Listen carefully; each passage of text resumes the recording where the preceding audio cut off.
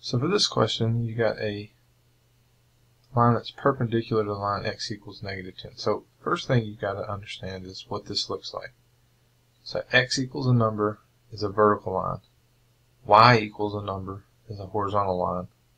And then if it's got y's and x, it's something between those two. So x equals, the x part here wants to be vertical.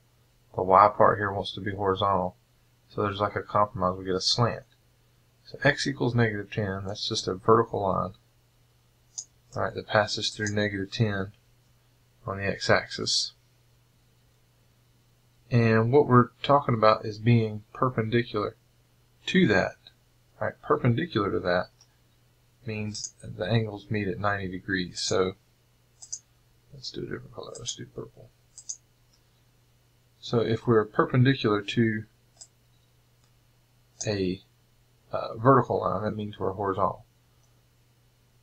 So the line that we're dealing with here is a horizontal line, and it tells us that it passes through -3, -6. So -3 is back this way, 3 units. -6 is down that way, 6 units. So somewhere around like right there, okay, is the point -3, -6. So this line that's perpendicular, it can be anywhere perpendicular to that vertical line, but it happens to be right there. It passes through that point. So this is x equals -10, and it hit at -10 on the x-axis right there. And this other line is horizontal, and it hits at, again, this is -3, -6. So this is -6 on the y coordinate. So that's the line y equals -6. Okay. So if you are just vertical or horizontal, your equation is just x equals or it's y equals. Alright, so if you're horizontal, so perpendicular to vertical would be horizontal, and you pass through a specific point, the equation is going to be either y equals the y coordinate if it's horizontal, or x equals the x coordinate if it's vertical. Okay, but since we are horizontal or perpendicular to a vertical line, then that's going to be our equation, y equals -6. Alright, another one similar to that was this one. Alright, parallel to y equals 4. So if we're parallel to y equals 4, y equals is horizontal again. X equals is vertical, y equals is horizontal. So if we're parallel to y equals -4, so let's say that's y equals -4, then we're also horizontal. So y equals -4 is horizontal.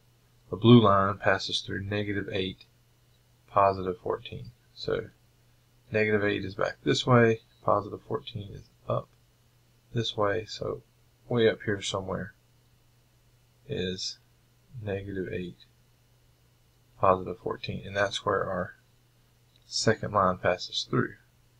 So it has to be parallel, meaning it's the same slope as this equation. Remember, if there's no x, then it's a horizontal line, left to right. So this equation is y equals, again, the y coordinate. So for horizontal lines, it's just y equals whatever the y coordinate is, which is 14.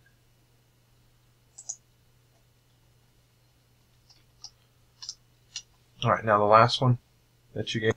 So this last one's the hardest one, and the reason it's the hardest is because this one actually is no longer vertical or horizontal. So when it has an x and a y, it's got some kind of a slope that's not vertical or horizontal. It's going to be slanted. It's similar to that.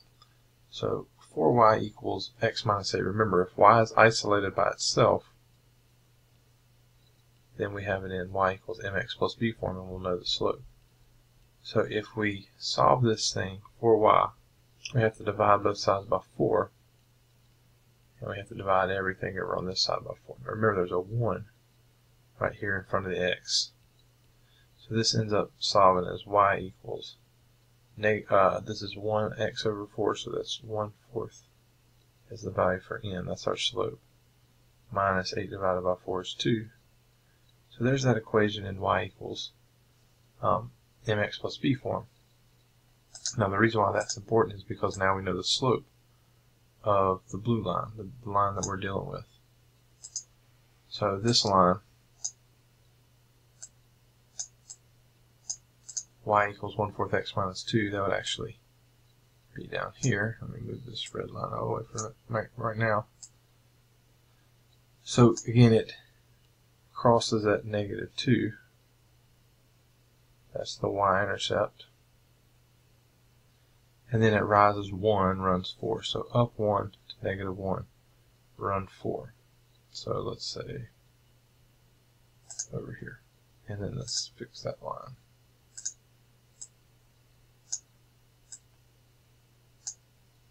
Alright, so there's our line. Okay, so if it's at 0, -2, that's the y-intercept. Rising 1 would be at -1 right there. Alright, and then running 4, we're at 0 right now, running 4 would be over here. So the equation of that would be, of the point, would be 4, -1. That second point. That's what we're going through. So that's our first line. Now we're going to be perpendicular to that. Perpendicular lines have slopes that are not just reciprocals, meaning you have to flip the slope over, but you also have to change the sign. This one was positive, so our new slope is going to be negative. So instead of 1/4, it's -4/1, and then 4/1 is just -4. Alright, so it's going to look like that. Y equals -4x. And then we're going to do like we did in the last section. We're just going to add b for the time being, because it's going to look like mx plus b. But we have to figure out what b is using this point over here, the 5, -6. So the way we do that is the same way we did before. We plug in the x-coordinate of 5 right here. We plug in the y-coordinate of -6 right here. So plugging that in, I'm going to have -6 for y equals -4 times 5 is -20 plus b. Alright, add 20 to both sides and we'll have b by itself, and we'll have solved it. Alright, so b equals -6 plus 20 is 14. So b equals 14. And so we come back up here and we'll replace, we will replace that b with 14. And there's our equation. Y equals -4x plus 14. That would hit